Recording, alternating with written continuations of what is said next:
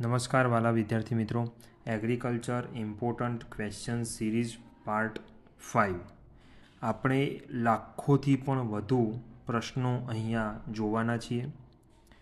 બહુ જ શાંતિથી, ધીરજથી, એકાગ્રતાથી સાંભળજો અને વારંવાર સાંભળશો એટલે તમને 100% આવડી જશે. વિડીયો લેક્ચર જોવા અને ઓડિયો લેક્ચર જોવા એનો ડિફરન્સ શું છે હું તમને કહી દઉં. પહેલાં વિડીયો લેક્ચરની અંદર વિદ્યાર્થી મિત્રો એવું ઘણીવાર બની શકે છે કે તમારું માઇન્ડ જે છે ને એ ડાયવર્ટ થાય, તમે અલગ વિચારોમાં ખોવાઈ શકો છો. જ્યારે ઓડિયો લેક્ચરની અંદર તમે ખૂબ જ એકાગ્રતાથી, શાંતિથી સાંભળશો એટલે 1 by 1 ક્વેશ્ચન એક તમારા માઇન્ડની અંદર એડ થતા જશે વિથ આન્સર. એટલે તમારે બહુ જ શાંતિથી સાંભળવાનું છે. અને બીજું, આ ઓડિયો લેક્ચરના ફાયદા એટલા છે કે એક તો તમને ખૂબ ઓછા સમયની અંદર એકસાથે ઘણું બધું કન્ટેન્ટ મળે. તમે જોજો જેટલા બી અત્યાર સુધીના મારા રેકોર્ડિંગ લેક્ચર જે છે, ઓડિયો લેક્ચર, એને સાંભળજો. તમને એકસાથે ઘણા બધા પ્રશ્નો મળશે. જ્યારે વિડીયો લેક્ચરની અંદર એ બહુ ઓછું શક્ય હોય છે. બરાબર?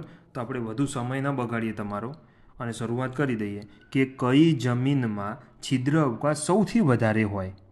રેતાળ જમીનની અંદર. કઈ જમીનમાં છિદ્ર અવકાશ સૌથી ઓછો હોય એનું વિરોધી છે માટીયાળ જમીનની અંદર, ક્લે સોઇલ. જમીનમાં છિદ્ર અવકાશ વધારે હોય તેમ જમીનમાં હવાની અવરજવર શું હોય? વધારે હોય. બરાબર? જમીનમાં છિદ્ર અવકાશ વધારે હોય.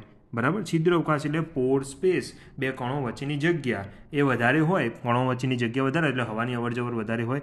રેતાળ જમીનની અંદર છિદ્ર અવકાશ વધારે હોય. માટીયાળ જમીનની અંદર છિદ્ર અવકાશ ઓછો હોય. આટલું ક્લિયર? હવે આગળ જોઈએ. જમીનમાં શેનું પ્રમાણ વધારીને જમીનનો છિદ્ર અવકાશ વધારી શકાય? તો જમીનમાં સેન્દ્રિય પદાર્થ ઉમેરો એટલે છિદ્ર અવકાશ વધે. જમીનમાં સેન્દ્રિય પદાર્થ એડ કરો એટલે છિદ્ર અવકાશ વધે.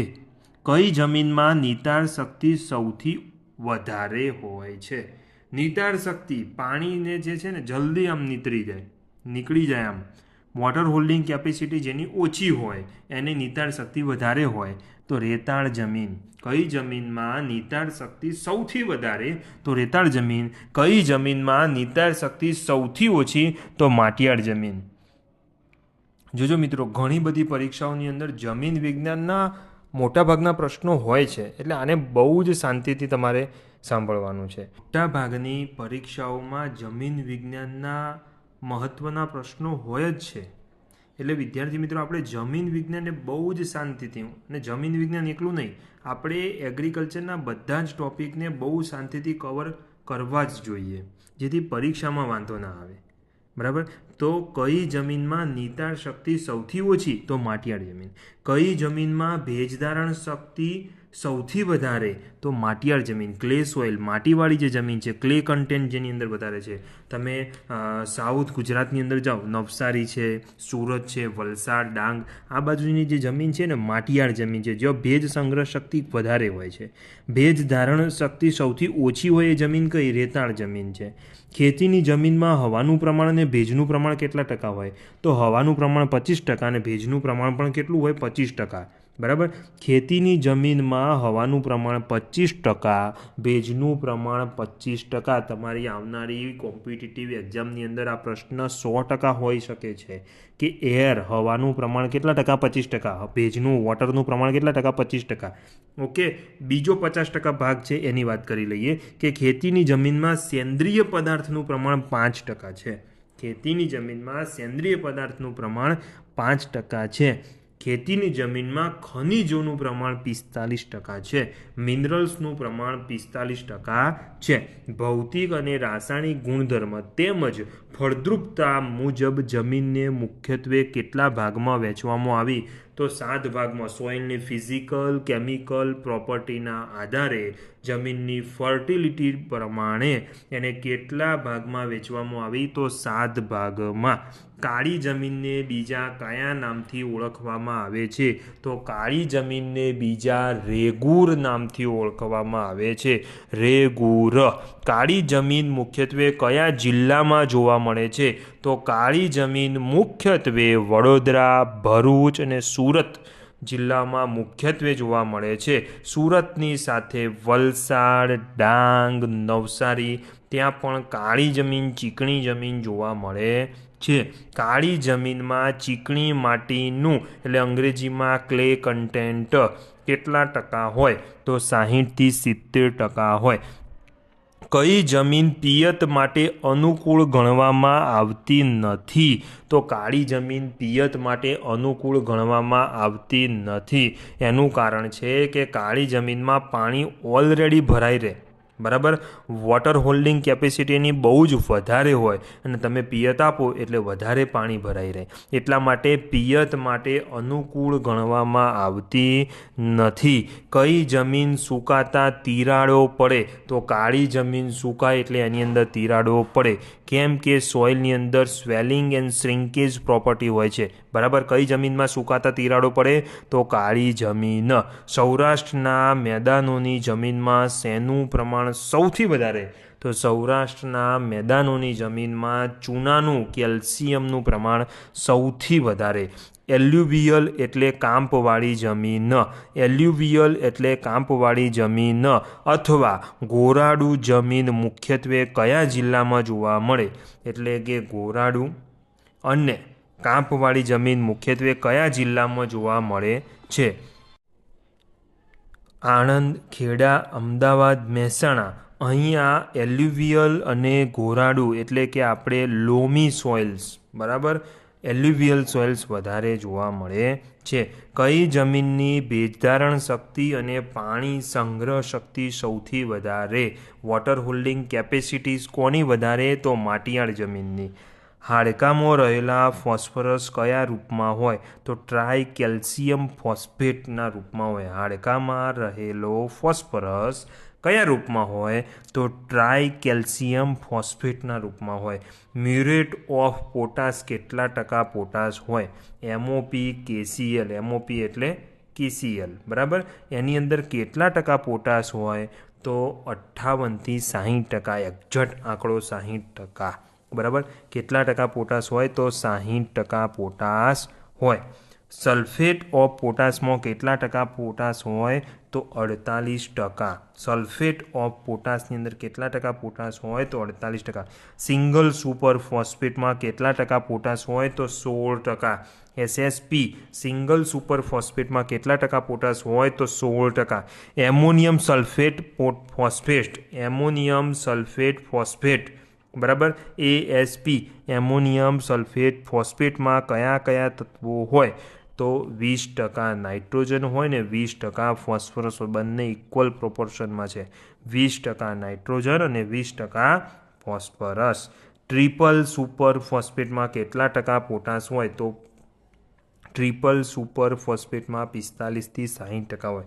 જીપ્સમમાં કયા તત્વો આવેલા હોય? તો જીપ્સમમાં 29% કેલ્શિયમ હોય અને 23% સલ્ફર હોય.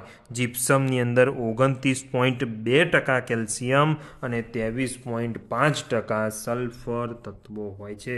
ખાતરની ટકાવારીના પ્રશ્નો 100% પૂછાય.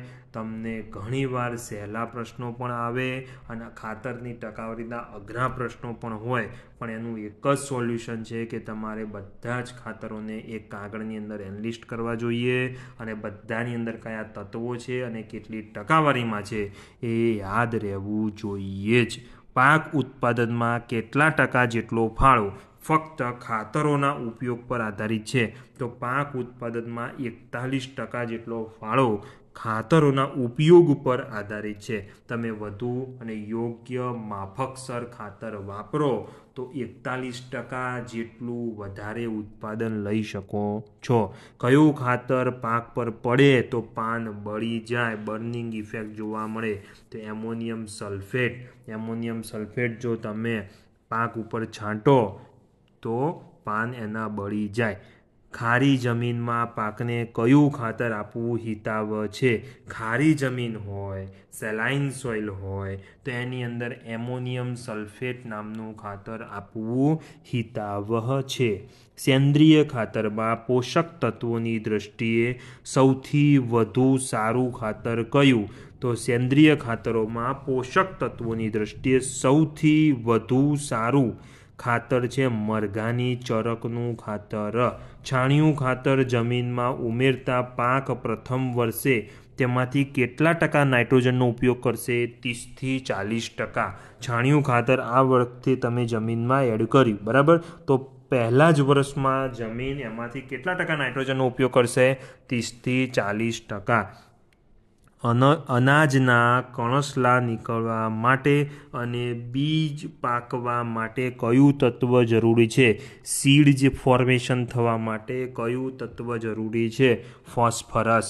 કયા પોષક તત્વની ખામીને લીધે દાણા અને ફળ પૂરતા પ્રમાણમાં બેસતા નથી? તો ફોસ્ફરસ. કયા પોષક તત્વની ખામીને લીધે દાણા એટલે કે સીડ એના ફ્રૂટ બરાબર સેટિંગ થતું નથી? તો ફોસ્ફરસ. રોગ એટલે પેથોજન, ડિઝીઝીસ. જંતુ એટલે કે ઇન્સેક્ટ્સ. ઠંડી ગરમી એડવર્સ ક્લાઇમેટિક કન્ડિશન. આ બધાની સામે રક્ષણ આપે એવું વનસ્પતિને કયું તત્વ છે? તો પોટાશ ક્વોલિટી ન્યુટ્રિયન્ટ કહેવાય છે. પોટાશથી કઠોળ વર્ગની વનસ્પતિમાં શેનું ઉત્પાદન વધારે થાય છે? સ્ટાર્ચનું. પોટાશથી કઠોળ વર્ગની વનસ્પતિમાં કોનું ઉત્પાદન વધારે થાય? તો સ્ટાર્ચનું. કયા પોષક તત્વની ખામીને લીધે પાન એના જાડા થઈને કોકડાઈ જાય છે?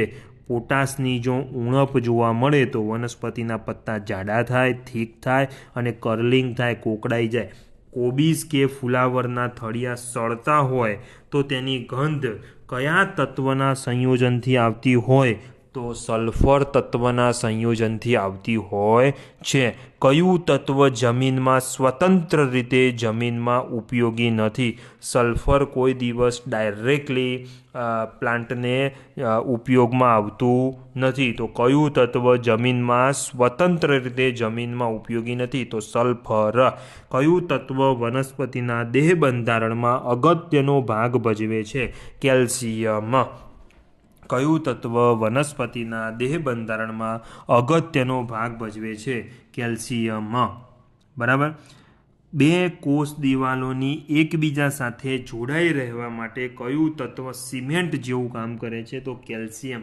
સિમેન્ટ જેવું કામ કરે છે તો કેલ્શિયમ. વનસ્પતિના દેહ બંધારણમાં અગત્યનો ભાગ ભજવે છે તો કેલ્શિયમ.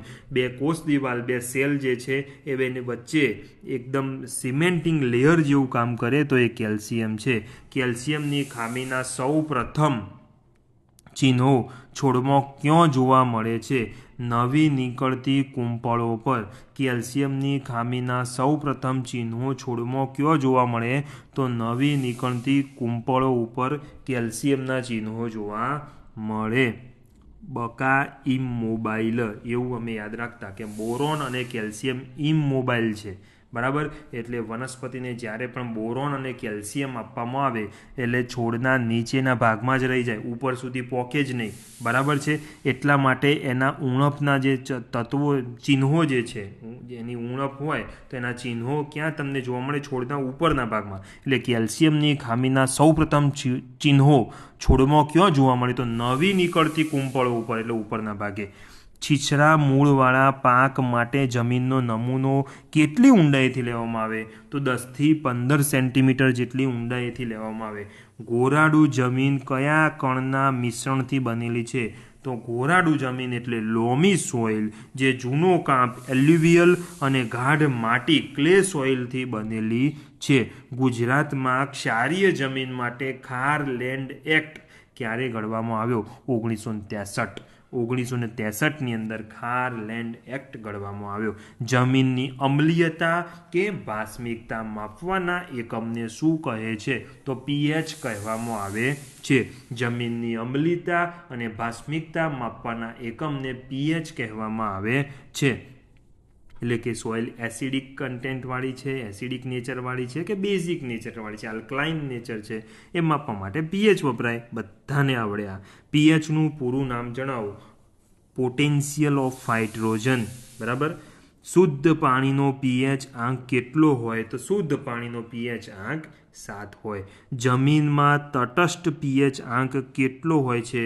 તો 6.5 થી 7.5. પહેલો વરસાદ આવે ત્યારે એનો પીએચ આંક કેટલો હોય? તો અંદાજે 4.6 થી લઈને 5 સુધી. બરાબર. જમીનનો તટસ્થ પીએચ આંક કેટલો હોય? તો 6.5 થી 7.5. 6.5થી ઓછા પીએચવાળી જમીનને કઈ જમીન કહેવાય? તો અમ્લીય જમીન કહેવાય. સાહેબ 7.5થી વધારે પીએચવાળી જમીનને કઈ જમીન કહેવાય? તો ભાસ્મિક જમીન કહેવાય. 7.5થી વધારે પીએચવાળી જમીનને કઈ જમીન કહેવાય? તો ભાસ્મિક જમીન કહેવાય. અમ્લીય જમીનને સુધારવા માટે શું વપરાય? તો જે જમીન 6.5થી ઓછી પીએચવાળી એટલે એને અમ્લીય જમીન કહેવાય. બરાબર. હવે જો વધારે પડતી એસિડિક કન્ટેન્ટ અથવા તો એસિડિક નેચરવાળી જમીન હોય અને એને તમારે સુધારવી હોય તો એની અંદર ચૂનો, લાઇમ, કેલ્શિયમ કાર્બોનેટ એટલે આ ત્રણેય એક જ લાઇમનો ઉપયોગ કરવો જોઈએ. અમ્લીય જમીનને સુધારવા માટે શેનો ઉપયોગ કરવાનો? તો લાઇમનો ઉપયોગ કરવાનો. બરાબર. જો પીએચ ઓછી હોય, જો પીએચ 6.5થી ઓછી હોય અને ન્યુટ્રલ બનાવવી હોય તો લાઇમનો ઉપયોગ કરવાનો. પણ જો પીએચ ભાસ્મિક તરફ હોય, 7.5થી વધારે હોય અને એને ન્યુટ્રલ કરવી હોય તો જીપ્સમનો મિત્રો ઉપયોગ કરવાનો. જીપ્સમ ચિરોડીનો ઉપયોગ કરવાનો છે. બરાબર છે. ભાસ્મિક જમીન સુધારવા માટે કેટલા મેસનું જીપ્સમ સૌથી વધારે અસરકારક છે? તો 100 મેસનું. 100 મેસનું જીપ્સમ વધારે ઉપયોગી છે. ચૂનાનું રાસાયણિક સૂત્ર એટલે ચૂનો એટલે મિત્રો લાઇમ, CaCO3. જીપ્સમનું રાસાયણિક સૂત્ર CaSO4 into 2H2O. CaSO4 into twice H2O. પાણીના 2 અણુઓ કેલ્શિયમ સલ્ફેટ સાથે જોડાય એટલે જીપ્સમ બને. ભારતમાં જીપ્સમના કુલ જથ્થાનો 90% ભાગ કયા રાજ્યમાં છે? રાજસ્થાન. જીપ્સમમાં કયા તત્વો આવેલા છે? તો કેલ્શિયમ અને સલ્ફર. જીપ્સમમાં કયા તત્વો આવેલા છે? કેલ્શિયમ અને સલ્ફર. કયા પ્રકારના ધોવાણમાં જમીનનું ઉપલું પડ અને નીચલું પડ બંને ધોવાય છે? એક ધોવાણનો પ્રકાર છે. બરાબર. એમાં શું થાય કે જમીનનું ઉપરનું પડ અને નીચેનું પડ બંને ધોવાણ થાય તો ચીરા રૂપે થતું ધોવાણ. બરાબર. ચીરા રૂપે થતું ધોવાણ. ભારતમાં અંદાજે કેટલા હેક્ટરમાં વોકળા રૂપે ધોવાણ થાય છે? 30 લાખ હેક્ટર જમીનની અંદર વોકળા રૂપે ધોવાણ થાય છે. ગુજરાતમાં કઈ નદીએ વોકળા રૂપે ધોવાણ કરીને 1 લાખ હેક્ટર જમીન બિન ખેતીલાયક બનાવી છે? મહી નદી. મહી નદીએ ગુજરાતમાં 1 લાખ હેક્ટર જમીનને બિન ખેતીલાયક બનાવી છે. કઈ જમીનમાં ધોવાણનું પ્રમાણ વધારે થાય છે? તો રેતાળ જમીનની અંદર ધોવાણનું પ્રમાણ વધારે થાય છે. કઈ જમીનમાં ધોવાણનું પ્રમાણ ઓછું થાય? તો કાળી જમીનની અંદર. હવે તમને ડિફરન્સ બહુ જ સરળતાથી સમજાશે કે કાળી જમીનની અંદર પોર સ્પેસ જે છે, છિદ્ર અવકાશ જે છે એ ઓછો હોય અને એના જે જમીનના પાર્ટિકલ્સ છે એકદમ કોમ્પેક્ટ સાથે જોડાયેલા હોય. જ્યારે રેતાળ જમીનની અંદર છિદ્ર અવકાશ વધારે હોય, પોર સ્પેસ વધારે હોય. પોર સ્પેસ વધારે હોય એટલે એનું ધોવાણ પણ જલ્દી થઈ જાય. જમીનમાં ધોવાણનું પ્રમાણ વધારે છે કઈ જમીનમાં? રેતાળ જમીનમાં. જ્યારે કાળી જમીનમાં ધોવાણનું પ્રમાણ ઓછું હોય. વોટર હોલ્ડિંગ કેપેસિટી વધારે કોની હોય? કાળી જમીનની. જમીનમાં શેનું પ્રમાણ વધારે હોય તો જમીનનું ધોવાણ ઓછું થાય? જમીનમાં જો સેન્દ્રિય પદાર્થનું પ્રમાણ વધારે હોય, જમીનમાં જો સેન્દ્રિય પદાર્થનું પ્રમાણ વધારે હોય તો ધોવાણ ઓછું થાય. બરાબર. જમીનમાં સેન્દ્રિય પદાર્થ વધારે હોય તો છિદ્ર અવકાશ પણ વધારે હોય. બરાબર. સેન્દ્રિય પદાર્થ વધારે હોય જમીનમાં શેનું પ્રમાણ વધારે તો જમીનનો છિદ્ર અવકાશ વધારે તો સેન્દ્રિય પદાર્થ. ઓકે. ચલો જોઈએ, જમીનનો 1 સેન્ટીમીટર, મેં અગાઉ તમને કહ્યું છે, જમીનનો 1 સેન્ટીમીટર થર તૈયાર કરવો હોય તો કેટલા વર્ષો લાગે? 300 વર્ષ લાગે મિત્રો. જમીનનો 1 સેન્ટીમીટર થર તૈયાર થતાં 300 વર્ષ લાગે છે. 1 હેક્ટર જમીનમાં 1 સેન્ટીમીટર થરનું વજન કેટલા ટન થાય? ધારો કે 1 હેક્ટર જમીન છે, 4.25 વીઘા જમીન છે. ઉત્તર ગુજરાતની અંદર 4.25 વીઘા, બાકી વીઘામાં માપ કોઈ દિવસ હોય જ નહીં, આપણે યાદ પણ નથી રાખવું. ચલો, 1 હેક્ટર જમીનમાં 1 સેન્ટીમીટર થરનું વજન કેટલા ટન થાય છે? 180 મેટ્રિક ટન. આ યાદ રાખવાનું છે કે 1 હેક્ટર જમીન છે, ઉપરનું 1 સેન્ટીમીટરનું લેયર છે, આ બધી જ જમીનને આપણે વજન કરીએ તો 180 મેટ્રિક ટન વજન થાય. ગુજરાતમાં જમીન સંરક્ષણ કેન્દ્ર ક્યાં આવેલું છે? તો ગુજરાતમાં જમીન સંરક્ષણ કેન્દ્ર વાસદ, જિલ્લો આણંદ ખાતે આવેલું છે. બરાબર. ગુજરાતમાં જમીન સંરક્ષણ કેન્દ્ર ક્યાં આવેલું છે? તો વાસદ ખાતે આવેલું છે. પટ્ટી પાકના વાવેતરમાં કયા પાકો વાવવા જોઈએ? તો પટ્ટી પાકના વાવેતરમાં અનાજ વર્ગના અને કઠોળ વર્ગના પાકો વાવવા જોઈએ. સમોચ્ચ રેખાઓ કયા સાધનથી નક્કી કરવામાં આવે છે? તો ડમ્પિંગ લેવલથી. સમોચ્ચ રેખાઓ જે છે એ ડમ્પિંગ લેવલથી નક્કી કરવામાં આવે છે. કન્ટૂર ફાર્મિંગની અંદર આ સમોચ્ચ રેખાઓનો કોન્સેપ્ટ છે, ડમ્પિંગ લેવલ. ઓકે. જમીન સંરક્ષણ કેન્દ્ર વાસદે કોતરોનું વર્ગીકરણ કેટલી રીતે કર્યું? તો 3 રીતે કર્યું છે. જમીન સંરક્ષણ કેન્દ્ર ક્યાં આવ્યું છે? એક તો વાસદ, એનું વર્ગીકરણ જે છે એ કર્યું, એટલે કોતરોનું કેટલું વર્ગીકરણ કર્યું? 3. બરાબર. 0.0 થી 3, 3 થી 9, 9 થી 18, આ 3 એનું વર્ગીકરણ કર્યું છે. છીછરા કોતરોની ઊંડાઈ કેટલી મીટર સુધીની હોય છે? તો 3 મીટર સુધી ઊંડા હોય. છીછરા કોતરોની ઊંડાઈ કેટલા મીટર સુધી હોય? તો 3. બરાબર. અમ્લીય જમીનમાં કયા સૂક્ષ્મ તત્વોની લભ્યતા ઓછી રહે છે? તો બોરોન અને મોલિબ્ડેનમ. અમ્લીય જમીનમાં કયા સૂક્ષ્મ તત્વોની લભ્યતા ઓછી રહે છે? તો બોરોન અને મોલિબ્ડેનમ. વધારે ઊંચા પીએચવાળા જમીનમાં કયા તત્વની ઝેરી અસર વર્તાય છે? બોરોન. વધારે ઊંચા પીએચવાળી જમીનમાં કયા તત્વની ઝેરી અસર જણાય છે? મીન્સ કે ટોક્સિસિટી જોવા મળે? બોરોન. વધારે વરસાદથી જમીનમાં કયા તત્વોનું ધોવાણ થાય છે? વધારે પડતો વરસાદ પડે એટલે દ્રાવ્ય બેઝિક તત્વો ધોવાઈ જાય. દ્રાવ્ય બેઝિક તત્વો ધોવાઈ જાય. જમીનની અમ્લીયતા વધતા બટાકામાં કયો રોગ જોવા મળે? તો ચાંદાનો રોગ જોવા મળે. અને આના કંટ્રોલ માટે જો જમીનની અમ્લીયતા છે એને સુધારવામાં આવે, જો લાઇમ એડ કરવામાં આવે તો રોગ સામે નિયંત્રણ પણ મેળવી શકાય છે. ચાંદાનો રોગ એટલે અંગ્રેજીમાં પોટેટો સ્કેબ ડિસીઝ. અમ્લીય જમીનમાં કયા તત્વોની ઉણપને લીધે જમીનનું પોત બગડે છે? તો કેલ્શિયમ અને મેગ્નેશિયમ. અમ્લીય જમીનમાં કયા તત્વોની ઉણપને લીધે જમીનનું પોત બગડે છે? કેલ્શિયમ અને મેગ્નેશિયમ. કયા રાસાયણિક ખાતરોનો વધારે પડતો ઉપયોગ થતો હોય તેવા પ્રદેશમાં અમ્લીય જમીનનો પીએચ સુધારવાની જરૂર પડે છે? Ammonium sulphate. Ammonium sulphate. બરાબર છે. કયા રાસાયણિક ખાતરનો વધારે પડતો ઉપયોગ થતો હોય તેવા પ્રદેશમાં અમ્લીય જમીનનો પીએચ સુધારવાની જરૂર પડે છે? તો એમોનિયમ સલ્ફેટ. ભાસ્મિક જમીનમાં સોડિયમનું પ્રમાણ કેટલું હોય છે? 15%થી વધારે. ભાસ્મિક જમીનની અંદર, આલ્કલાઇન સોઇલની અંદર સોડિયમ જે છે એનું પ્રમાણ 15%થી વધારે હોય છે. ક્ષારીય જમીનમાં ક્ષારનું પ્રમાણ કેટલું હોય છે? 0.2 થી 0.3%. 0.2 થી 0.3%. ક્ષારીય જમીનમાં ક્ષારનું પ્રમાણ કેટલું હોય? 0.2 થી 0.3%. જમીનની સપાટી ઉપરથી ક્ષાર વગરનું પાણી વહેવડાવવામાં આવે છે. આ ક્રિયાને શું કહે છે? ફ્લશિંગ. જમીનની સપાટી ઉપરથી ક્ષાર વગરનું પાણી વહેવડાવવામાં આવે છે. આ ક્રિયાને શું કહે છે? તો ફ્લશિંગ. ક્ષારી અને ભાસ્મિક જમીનની સુધારણા માટે ખેતરમાં નાના ક્યારા બનાવી તેમાં પાણી ભરી રાખવામાં આવે છે. આ પદ્ધતિને શું કહે છે? તો લીચિંગ કહેવામાં આવે છે. ક્ષારીય જમીન હોય અથવા તો ભાસ્મિક જમીન હોય અને એને સુધારવી હોય તો ખેતરમાં નાના નાના ક્યારા બનાવવામાં આવે પછી પાણી ભરી રાખવામાં આવે એટલે જે ક્ષાર હોય નીચે ઉતરી જાય એને આપણે લીચિંગ કહેવામાં આવે છે. શું કહેવામાં આવે છે?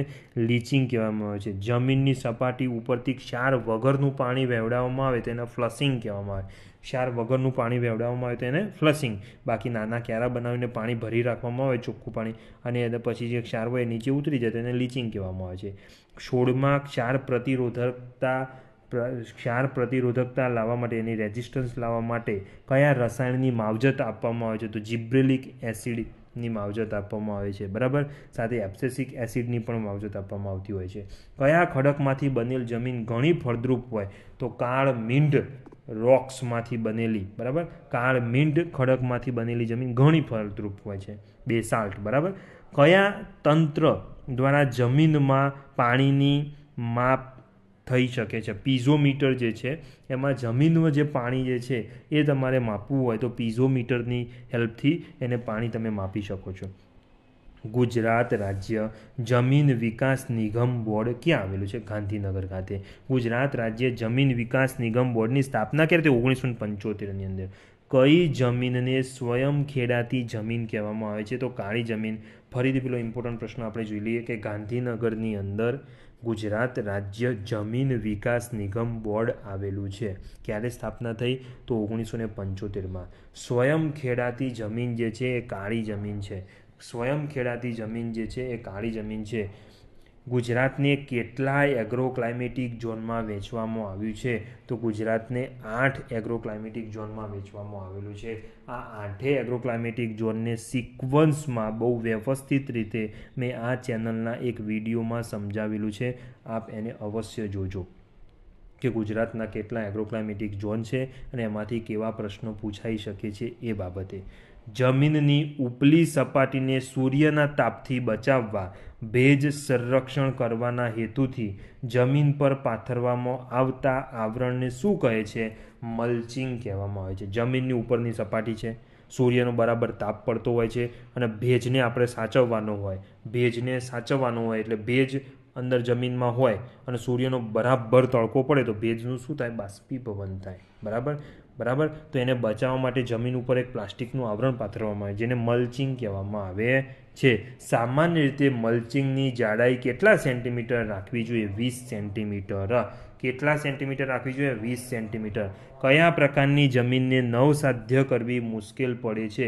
મીન્સ કે એને સુધારવી મુશ્કેલ પડે છે? તો ભાસ્મિક જમીનને. કયા વન્ય વૃક્ષમાં વધુ ક્ષાર સહન કરવાની શક્તિ છે? દેશી બાવળની અંદર ક્ષાર સહન કરવાની શક્તિ વધારે છે. જમીનના સેન્દ્રિય પદાર્થોમાં કેટલા ટકા કાર્બન હોય? 58%થી વધારે કાર્બન હોય. જમીનના સેન્દ્રિય પદાર્થોમાં કેટલા ટકા કાર્બન હોય? તો 58%થી વધારે કાર્બન હોય. ભારતમાં કિસાન ક્રેડિટ કાર્ડની શરૂઆત કયા વડાપ્રધાનના સમયમાં થઈ હતી? તો માનનીય અટલ બિહારી વાજપેયી સાહેબના સમયમાં ભારતમાં કિસાન ક્રેડિટ કાર્ડની શરૂઆત થઈ હતી. ભારતમાં કિસાન ક્રેડિટ કાર્ડની શરૂઆત ક્યારે થઈ હતી? ઓગસ્ટ 1998ની સાલમાં.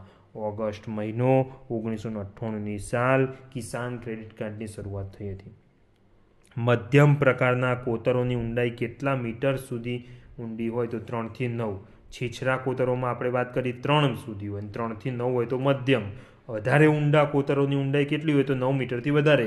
એટલે 3 વિભાગમાં વાસદ જે રિસર્ચ સ્ટેશન છે જમીન સંરક્ષણ કેન્દ્ર એને 3 ભાગ પાડ્યા. એક તો 3 મીટર સુધી ઊંડું હોય તો એને છીછરું કોતર, 3 થી 9 મીટર સુધી હોય તો મધ્યમ પ્રકારના કોતર અને ઊંડા કોતરોની ઊંડાઈ છે 9 મીટરથી વધારે.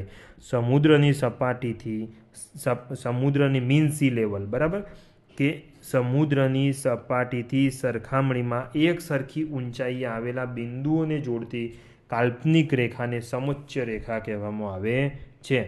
સમોચ્ચ રેખા કહેવામાં આવે છે. ગુજરાતમાં જમીન સુધારણા માટે કઈ સાલમાં કાયદો ઘડવામાં આવ્યો? તો 1942ની અંદર ગુજરાતમાં જમીન સુધારણા માટે કાયદો ઘડવામાં આવ્યો. આગાસી પરથી પડતા પાણીનો સંગ્રહ કરવા અંદાજે કેટલા લીટરની ભૂગર્ભ ટાંકી બનાવવામાં આવે છે? 8,000 થી 15,000 લીટરની કેપેસિટીવાળી ભૂગર્ભ ટાંકી બનાવવામાં આવતી હોય છે. ગુજરાત રાજ્યમાં જમીન સંરક્ષણ બંધ પાળા બાંધવાનું કાર્ય ક્યારે શરૂ થયું હતું? તો એપ્રિલ મહિનામાં 1954માં. એપ્રિલ મહિનામાં 1954માં જમીનમાં અને બહાર રહેલ વનસ્પતિ અને પ્રાણીઓને પોષણ આપવાની જમીનની શક્તિ એટલે જમીનની ફળદ્રુપતા. એવું પૂછવામાં આવે કે ડેફિનેશન ઓફ સોઇલ ફર્ટિલિટી. સોઇલની ફર્ટિલિટી એટલે શું? કે જમીનમાં અને બહાર રહેલી, જમીનમાં રહેલી અથવા તો જમીનની બહાર રહેલી વનસ્પતિ અને પ્રાણીઓને પોષણ આપવાની જમીનની શક્તિ એટલે સોઇલ ફર્ટિલિટી. બરાબર. વાવવામાં આવેલ પાકને પૂરતા અને સપ્રમાણ જથ્થામાં પોષક તત્વો પૂરા પાડવાની શક્તિ એટલે ખેતીની જમીન ફળદ્રુપતા. બરાબર, બે ડિફરન્સ છે. વાવવામાં આવેલ પાકને સપ્રમાણ જથ્થામાં પોષક તત્વો પૂરા પાડવાની શક્તિ એટલે ખેતીની જમીનની ફળદ્રુપતા. જમીનમાં ખાતરો દ્વારા નાઇટ્રોજન ઉમેરવામાં આવે છે, તેનું નાઇટ્રીકરણ થઈ કયા રૂપમાં ફેરવાય છે? તો નાઇટ્રેટ રૂપમાં ફેરવાય. કયા રૂપમાં ફેરવાય? નાઇટ્રેટ રૂપમાં ફેરવાય છે. ખાતરોથી ઉમેરવામાં આવેલ નાઇટ્રોજનમાંથી કેટલા ટકા જેટલો વાયુ રૂપે નાઇટ્રોજન ઉડી જાય? તો 20-40% જેટલો નાઇટ્રોજન તો હવામાં ઉડી જાય છે. આટલો તો લોસ થાય છે મિત્રો. કયા વર્ગની વનસ્પતિ જમીનને ફળદ્રુપ બનાવે છે? કઠોળ વર્ગની વનસ્પતિ જે છે એ જમીન ફળદ્રુપ બનાવે છે. કમ્પોસ્ટ ખાતર કરતાં ગોબર ગેસ પ્લાન્ટમાં ખાતરમાં નાઇટ્રોજનનું પ્રમાણ કેટલા ટકા વધારે હોય છે? 43% વધારે હોય છે. આપણે આ પાર્ટ 5ની અંદર આપણે ઘણા બધા આજે પ્રશ્નો જોયા છે. તમે બહુ જ શાંતિથી સાંભળજો, વારંવાર સાંભળજો, તમને 100% આવડી જશે. અને બીજું, મારે તમારી સાઈડથી એ કન્ફર્મેશન જોઈતું હતું કે શું આપણે આ જે સિરીઝ જે છે, એગ્રીકલ્ચર ઇમ્પોર્ટન્ટ ક્વેશ્ચન સિરીઝ જે છે, એ ખૂબ લાંબો ઓડિયો લેક્ચર બનાવી શકાય? તમને બધા આ બાબતે કમ્ફર્ટેબલ છો? તો મને કોમેન્ટ કરીને જણાવજો કે હું 1 કલાકનો લાંબો ઓડિયો લેક્ચર અથવા તો એક સાથે 1000 ક્વેશ્ચનનો એક ઓડિયો લેક્ચર હું મૂકું તો તમે એ સાથે કમ્ફર્ટેબલ છો, તમને અનુકૂળતા રહે, એ બાબતે મને કોમેન્ટ કરી જણાવજો. Thank you so much.